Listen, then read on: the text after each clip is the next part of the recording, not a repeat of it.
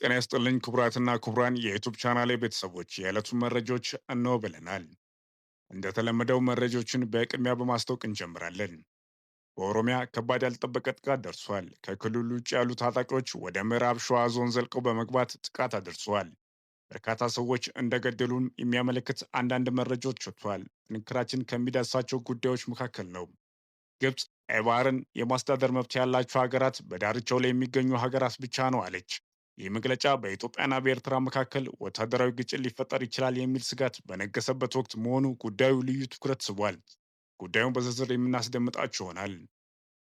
ብሔራዊ ባንክ ማስጠንቀቂያ ሰጥቷል። የኢትዮጵያ ብሔራዊ ባንክ በህገወጥ መንገድ ገንዘብ ያስተላለፉ ያላቸውን የሐዋላ ተቋማት ገንዘብ ላኪዎችና ተቀባዮች ላይ የተጠናከረ እርምጃ ሊወስድ መሆኑ ገልጿል። የተከበራችሁ ውድ አድማጮች በየዕለቱ የምንለቀውን ትኩስ መረጃዎች ለማግኘት ላይክ፣ ሼር፣ ሰብስክራይብ ማድረግዎን አትዘንጉ። በምዕራብ ሸዋ ኑኑ ወረዳ የደረሰው የንጹሐን እልቂት። ጥቃቱ ከትናንት በስቲያ እሁድ ጥቅምት 9 ቀን 2018 ዓመት ማምሻ አገር ሰላም ብለው እንደ ወትሮ ወደ ቤታቸው በገቡ ንጹሐን የኑኑ ወረዳ ሀሎ ድንቄ ቀበሌ ነዋሪዎች ላይ ነው። በኦሮሚያ ክልል ምዕራብ ሸዋ ዞን ጽንፈኛ የተባሉ ታጣቂዎች ህጻናት፣ ሴቶች ጨምሮ በርካታ ንጹሐን ገድለዋል። የንጹሐኑ ግድያ በተደጋጋሚ በተሰማበት በምዕራብ ሸዋ ዞን ኑኖ ወረዳ ሀለ ድንቂ ቀበሌ እሁድ ምሽት በግምት 2 ሰዓት ገደማ የታጠቁ አካላት ባደረሱት ጥቃት ከ20 በላይ ሰዎች ወዲያውኑ መገደላቸው ተጎጂዎችና የአካባቢው ነዋሪዎች ተናግሯል። ጥቃቱ ከትናንት በስቲያ እሁድ ጥቅምት 9 ቀን 2018 ዓመት ማምሻ አገር ሰላም ብለው እንደ ወትሮ ወደ ቤታቸው በገቡ ንጹሐን የኑኖ ወረዳ ሀሎ ድንቄ ቀበሌ ነዋሪዎች ላይ የተወሰደ ያሉት አስተያየት ሰጪው ለዶቼ ቬሌ የሰጡት አንዱ የአካባቢው ነዋሪ በአጎራባች የማዕከላዊ ኢትዮጵያ ጉራጌ ዞን ወረዶች የሚንቀሳቀሱ ያላቸውን ታጣቂዎች ወሰን ተሻግረው ባደረሱት ጥቃት የአካባቢው ሰላማዊ ዜጎች ላይ ዘግናኝ ያሉት ግድያ መፈጸም ተናግሯል። ጥቃቱን ያደረሱት በአካባቢው የሚንቀሳቀሱ ጽንፈኛ የተባሉ ታጣቂዎች ናቸው ያሉት አስተያየት ሰጪው በእሁድ ምሽት ድንገተኛ ጥቃት 22 ሰዎች ወዲያውኑ መገደላቸውን አመላክቷል። በኑኑ ወረዳ ሀይሎ ድንቄ ቀበሌ ልዩ ስሙ ዳርጌ በሚባል ስፍራ እሁድ ምሽት ከ1 እስከ 2 ሰዓት ገደማ በተወሰደ በዚህ ጥቃት ህጻናትና ሴቶች በስፋት ተጠቂ መሆናቸውን አስረድተዋል።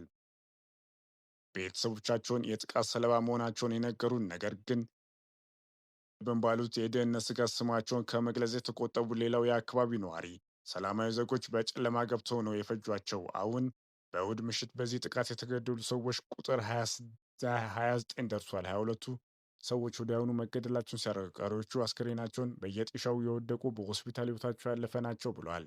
የተገደሉት ለመለየት ትናንት እስከ ምሽት የአስክሬን አሰሳ በአካባቢው ሲደረግ የነበረ ያሉት አስተያየት ሰጪው ከሟቾቹ አባወራ የሆኑ ትላልቅ ሰዎች ከ6 የማያልፍ ሲሆን ቀሪዎቹ ህጻናትና አብዛኛው ደግሞ ታዳጊ ተማሪዎች ናቸው ታዳጊ ተማሪ ሴቶች ናቸው ብለዋል። በዚህ ወረዳ ተመሳሳይ ጥቃት እንደሚፈጸም ጠቅሰው ለደህንነታቸው ሲባል ስማቸውን ያልጠቀሱት አስተያየት ሰጪው በኦሮሚያ ክልል ምዕራብ ሸዋ ዞን አጎራባች በሆነው የጉራጌ ዞን አብሻጊ ወረዳ ውስጥ ወታደራዊ ስልጠና የሚወስዱ ያላቸውን ታጣቂዎች በተደጋጋሚ እየገቡ ህጻናት ጨምሮ ያገኟቸውን በምንም ፖለቲካ ውስጥ የሌሉ ሰላማዊ ሰዎች እያጠቁ ይመለሳሉ። እነዚህ ሟቾች ምንም ውስጥ የሌሉ ምንም ጥፋት የሌለባቸው ናቸው ያሉት አስተያየት ሰጪው ጥላቻና ማንነት ላይ የሚያተኩር ጥቃት ካልተባለ ውጪ ከ3 ዓመት እስከ 14 ዓመት ዕድሜ ክልል ውስጥ የሚገኙ ህጻናት ምን ውስጥ ይሁኑ ተብሎ ይታሰባል ሲሉ ጠይቀዋል።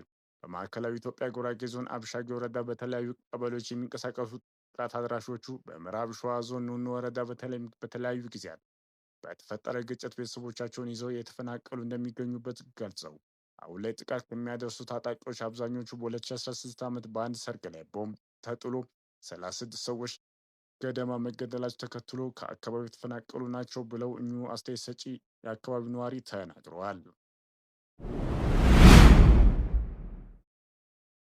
የግብፅ የውጭ ጉዳይ ሚኒስተር በድል አብድላቲ የቀይ ባህር ጉዳይ የሚያስተዳድር መብት ያላቸው በዳርቻው ላይ ለሚገኙ ሀገራት ብቻ የተወሰነ መሆኑን አጽንኦት ሰጥቶ መናገራቸው በቀጠናው አዲስ መነጋገሪያ ፈጥሯል።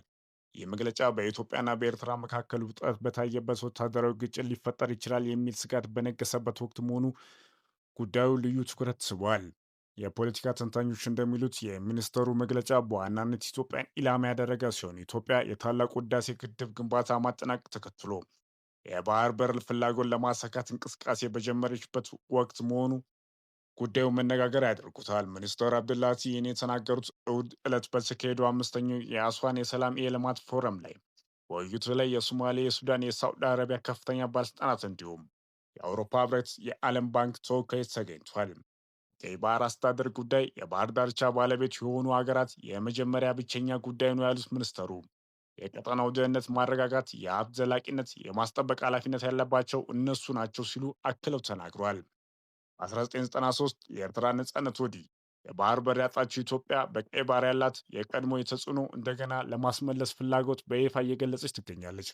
በተለይም የህዳሴ ግድብ ከግብ ማድረሷ ለዚህ ግብ ማሳካት ምቹ ሆኖ እንደፈጠረላት ታምናለች። በቅርቡ የኢትዮጵያ የውጭ ጉዳይ ሚኒስትር ኤርትራ የፕሪቶሪያ ሰላም ስምምነት በመጣስ የኢትዮጵያን መሬት እንደያዘችና ለአማጽያን የጦር መሳሪያ እንደምታቀርብ በመክሰስ ለተባበሩ መንግስታት፣ ለአፍሪካ ህብረት፣ ለኢጋድ መልእክት መላኳ ይታወሳል።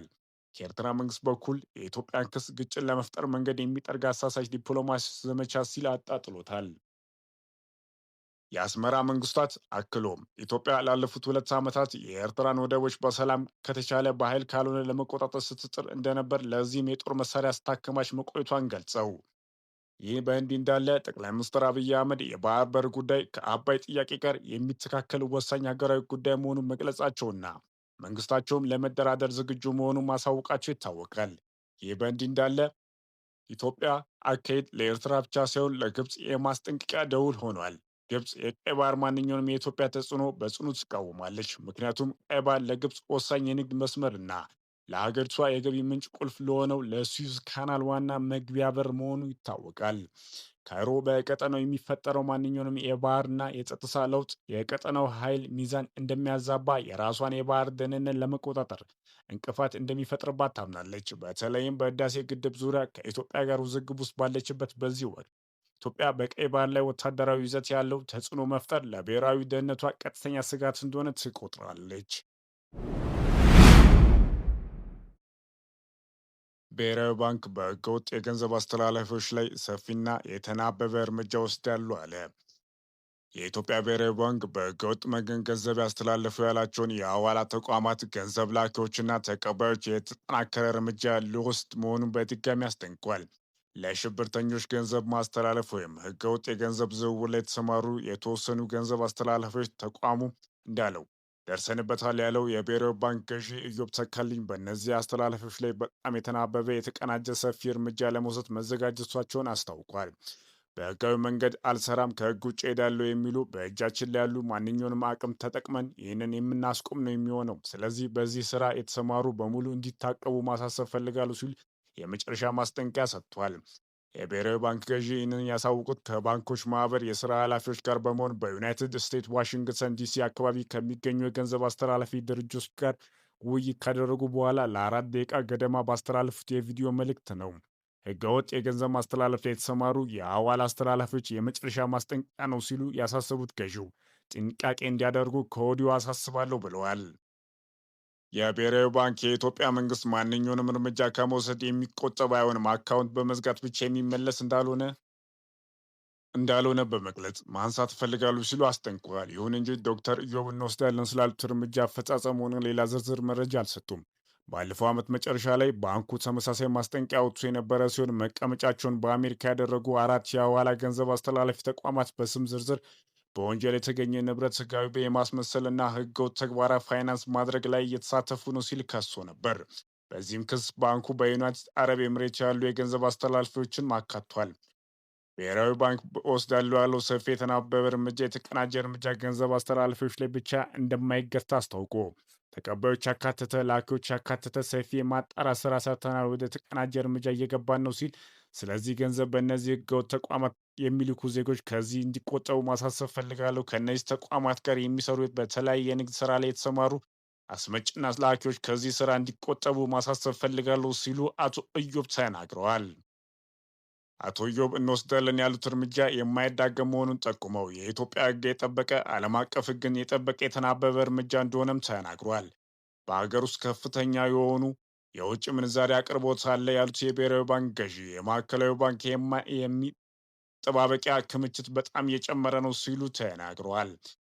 ብሔራዊ ባንክ ለባንኮች የሚያቀርተው የውጭ ምንዛሪና የሀገሪቱ የውጭ ንግድ ትንበያ እና መልካም ዕድል ማሳያ የጠቀሱት ዶክተር ኢዮብ አስፈላጊውን ሁሉ ድጋፍ እናደርጋለን ሲሉ በራቸው ክፍት መሆኑን አያይዘው ጠቅሰዋል።